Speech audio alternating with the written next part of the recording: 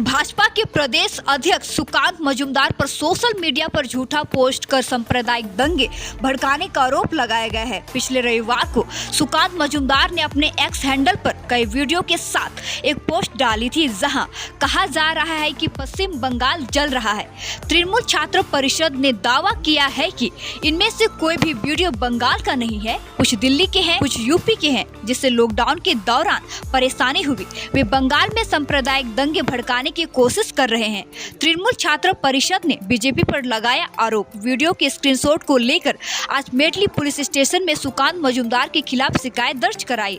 शिकायत दर्ज कराए जाने के समय पश्चिम बंगाल राज्य तृणमूल IT सेल के महासचिव अभिषेक कुंडू, पंचायत समिति के सहकारी सभापति विद्या बरला, माल कॉलेज के GS नबीर झा और तृणमूल छात्र परिषद के साथ और भी अन्य कार्यकर्ता मौजूद हुए थे। देखिए पूरी रिपोर्ट। सबको की जोहार।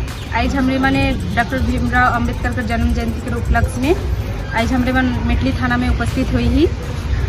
बीजेपी का जो प्रेसिडेंट है वेस्ट बंगाल का सेठो सोशल मीडिया में एक तो फेक न्यूज छोड़े जे हिया कर घटना ना लगे बाहर कर घटना है के से के लेके आज हमरे मन मेटली थाना में FIR करे कर लगी उपस्थित हुई है।